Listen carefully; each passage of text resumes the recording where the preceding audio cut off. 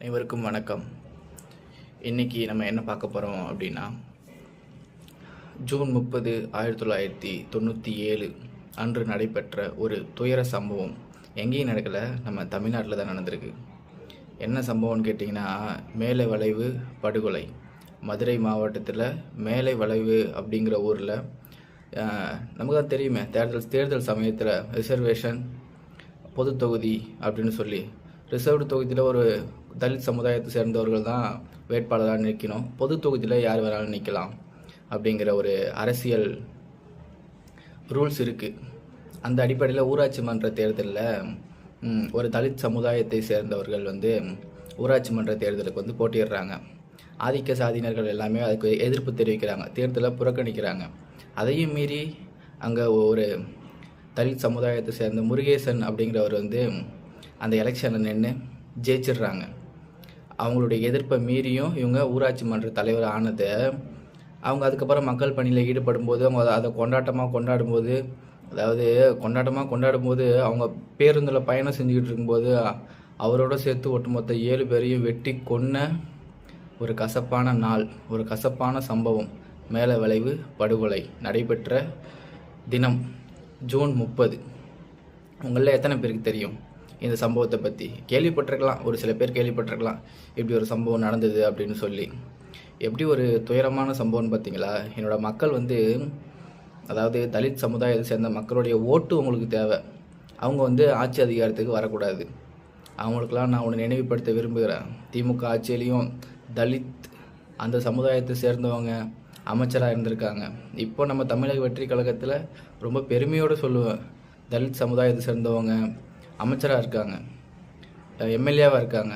அது மட்டுமா, குடியரசுத் தலைவர் ஒரு பழங்குடியின சமுதாயத்தை சேர்ந்தவங்க. உங்களால் என்ன பண்ண முடியும்? எதுவும் பண்ண முடியாது. இதெல்லாம் பார்க்கும்போது என்னடா ஜாதிங்கிற ஒரு விஷயத்துக்காக நீங்கள் இவ்வளோ ஒரு கொடூரமான செயலை செய்வீங்களா அப்படிங்கிற கேள்வி எனக்கு எழுது. என்ன எல்லாரும் மனுஷங்க தானே, இதில் என்ன சாதின்னு பிறக்கும்போது நம்ம இந்த சாதியில் தான் பிறப்போம்னு தெரிஞ்சு யாராவது பிறந்தோமா? பிறந்தோம், இருக்கோம், வளர்கிறோம். சாதிங்கிறது மனுஷன் கண்டுபிடிச்சது தான், கடவுள் கண்டுபிடிச்சது இல்லை. அதுக்காக நான் கொலை பண்ணுற அளவுக்கு போகிறேன்னா உங்களெல்லாம் என்னால் யோசிச்சே பார்க்க முடியல. எப்படிரா இது பாசிபிள் அப்படிங்கிற மாரி. அடிபட்டு கீழே விழுந்தோன்னு தூக்கி என்னாச்சு ஏதாச்சுன்னு கேட்குற மனிதாபிமானமுடைய மக்கள் என் தமிழ் மக்கள்னு சொல்லக்கூடாது, ஒட்டுமொத்த இந்திய மக்களும் அப்படி தான் பார்க்கணும். அப்படிங்கிற காலகட்டத்தில் ஒரு குறிப்பிட்ட சாதியை சேர்ந்தவங்க ஆட்சி அதிகாரத்துக்கு வராங்கங்கிறதுனால ஒரு 7 பேரை இறக்கி வெட்டி கொள்கிற அளவுக்கு உங்களுக்கு அவ்வளவு ஜாதி வெறின்னு சொல்கிறதா, என்ன சொல்கிறதுன்னு எனக்கே தெரியல. எப்படி இது ஒரு மனிதாபிமான செயலாக இருக்குன்னு எனக்கு தெரியல. எனக்கு தெரிஞ்சு அந்த சம்பவம் நடந்ததுக்கு சூழல் தான் காரணமாக இருக்குன்னு நினைக்கிறேன். சுற்றி உள்ளவங்க ஊரை பொறுத்த வரைக்கும் அவன் வராண்டா அவன் போகிறாண்டா அவன் இப்படிறா இந்த மாதிரி பேசி அவங்கள உசுப்பேத்தி அந்த கொலை நடந்திருக்குமோன்னு தோணுது. ஒரு நாகரிகமான ஒரு கொஞ்சம் வளர்ந்து வர ஒரு ஊரில் என்னப்பா அவன் ஜெயிச்சாலும் நல்லதாக செய்ய போகிறான் அப்படிங்கிற மனப்பான்மை வந்துடும். அதுக்கு கொஞ்சம் நாகரிகமாக அவன் கொஞ்சம் கொஞ்சமாக வளரணும். ஒரே ஊரில் இருந்துக்கிட்டு நாங்கள் அப்படி நீங்கள் இப்படின்னு நெஞ்சை நிமித்திக்கிட்டு போகிறது அதெல்லாம் நமக்கு வேண்டான்னு நான் நினைக்கிறேன். உங்களுடைய புரிதல் என்னன்னு சொல்லுங்கள். இது அப்போ நடந்த சம்பவம். இப்பயும் ஒரு சில இடத்துல அப்படி ஒரு பார்வை இருக்குதான்.